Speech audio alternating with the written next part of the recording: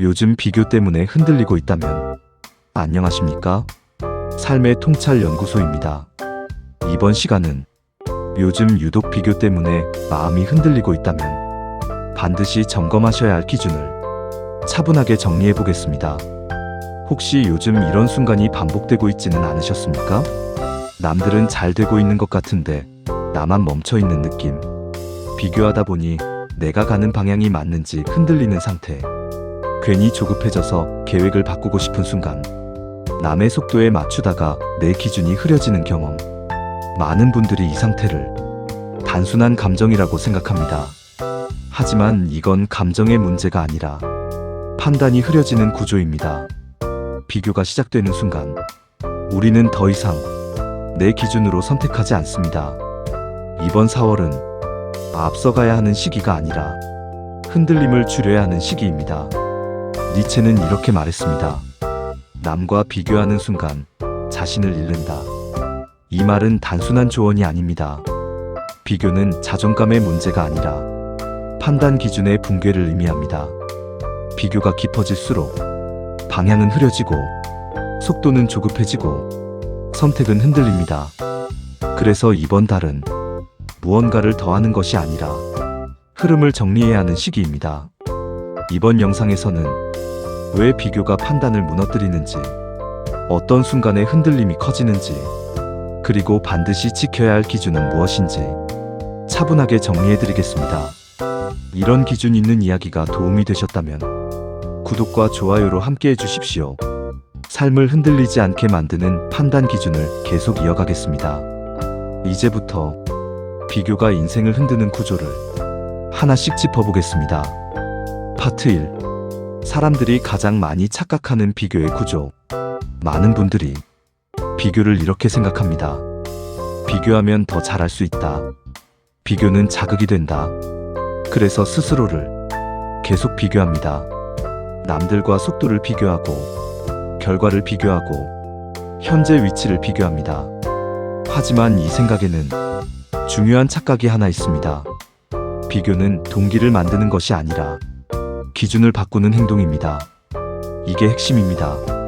비교가 시작되는 순간 우리는 더 이상 내 기준으로 판단하지 않습니다. 대신 남의 기준을 가져와서 내 선택을 다시 판단합니다. 그래서 문제가 발생합니다. 1. 비교는 방향을 흐립니다. 원래 가던 길이 있습니다. 계획도 있고 속도도 있었고 기준도 있었습니다. 그런데 비교가 시작되면 저 사람은 저렇게 가네. 나는 너무 느린 것 아닌가? 이 방향이 맞는 건가? 이 생각들이 올라옵니다. 이 순간 방향이 흔들립니다. 그리고 방향이 흔들리면 선택도 흔들립니다. 이 비교는 속도를 왜곡합니다. 비교의 두 번째 문제는 속도를 바꾼다는 것입니다. 원래는 내 흐름대로 가던 속도가 있습니다.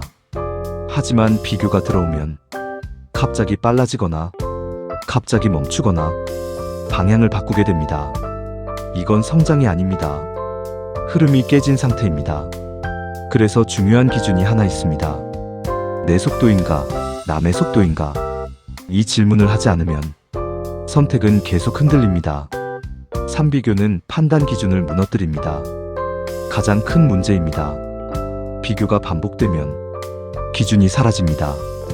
왜냐하면 어를 보면 어가 맞는 것 같고 비를 보면 비가 맞는 것 같고 계속 기준이 바뀌기 때문입니다. 그래서 결국 선택을 못하거나 잘못된 선택을 하게 됩니다. 이 상태가 길어지면 판단 자체가 어려워집니다. 4. 비교는 조급함을 만듭니다. 비교의 마지막 구조입니다. 비교는 결국 시간을 왜곡합니다.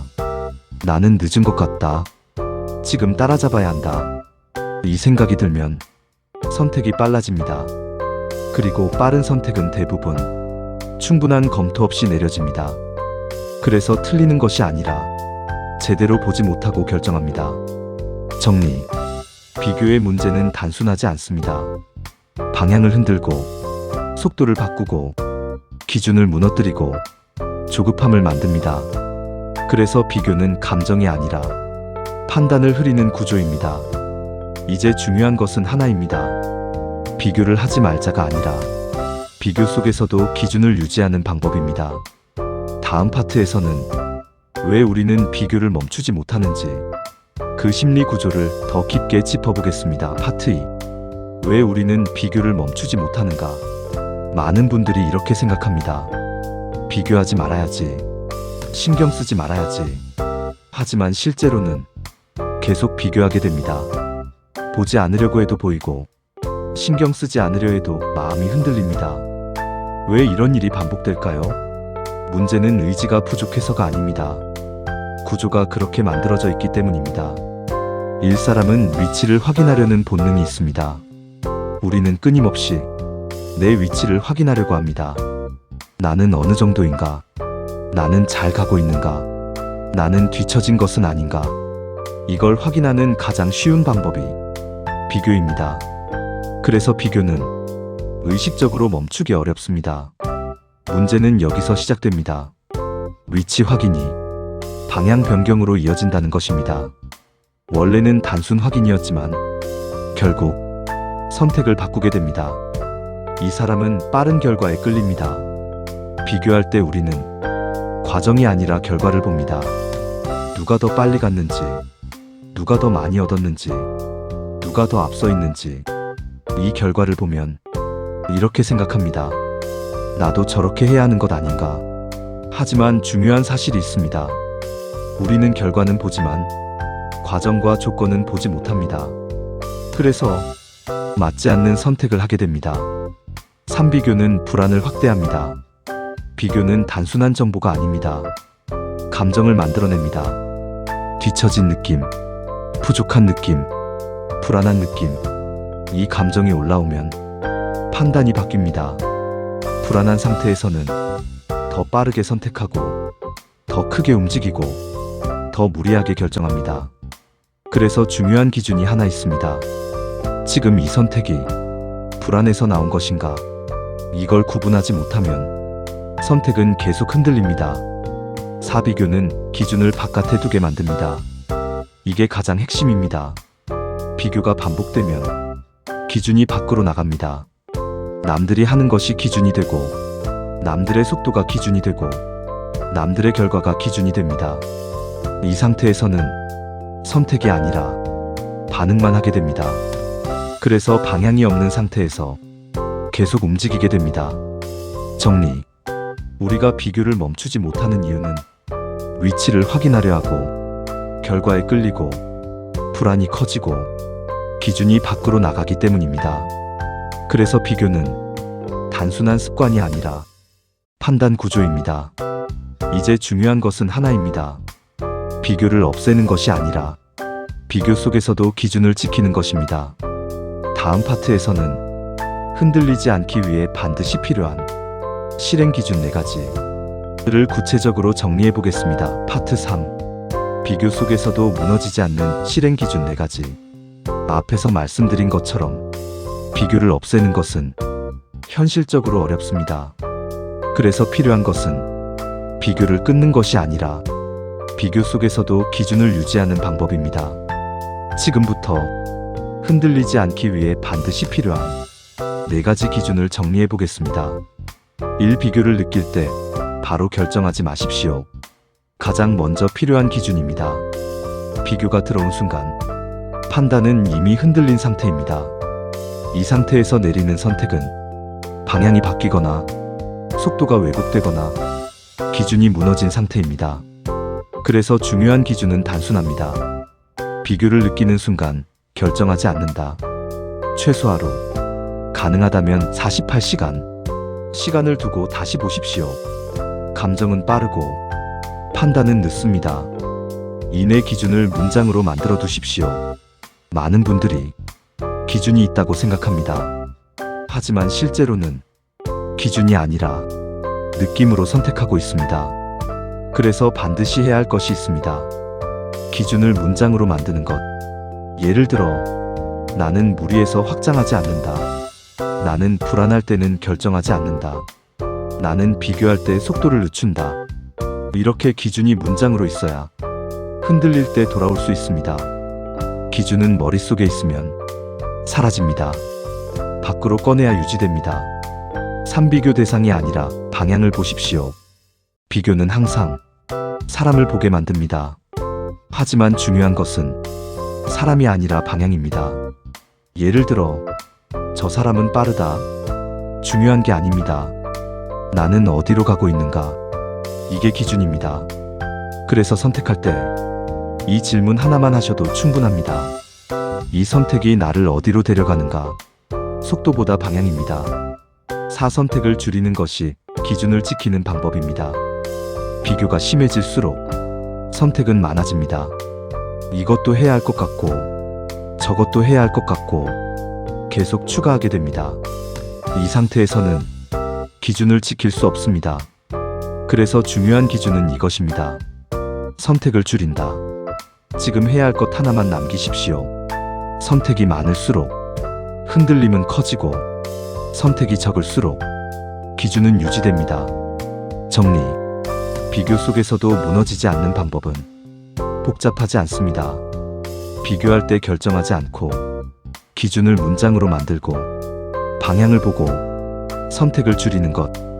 이 4가지만 지켜도 흔들림은 확실히 줄어듭니다. 이제 마지막으로 왜 이 기준을 알면서도 결국 무너지는지 그 현실적인 이유를 짚어보겠습니다. 파트 4. 기준을 알면서도 흔들리는 이유. 앞에서 우리는 비교 구조, 반복되는 심리, 그리고 실행 기준까지 정리했습니다. 그런데 많은 분들이 이렇게 말씀하십니다. 알고 있는데 흔들립니다. 그때는 그렇게 할 수밖에 없었습니다. 왜 이런 일이 반복될까요? 문제는 의지가 부족해서가 아닙니다. 감정이 구조보다 먼저 움직이기 때문입니다. 1. 비교는 즉시 감정을 만듭니다. 비교는 생각보다 빠르게 감정을 만듭니다. 뒤처진 느낌, 불안한 느낌, 부족한 느낌. 이 감정은 생각할 시간을 주지 않습니다. 그래서 우리는 기준을 적용하기 전에 이미 선택을 시작합니다. 이 사람은 지금 편한 선택으로 돌아갑니다. 기준은 장기적인 선택이고 감정은 단기적인 선택입니다.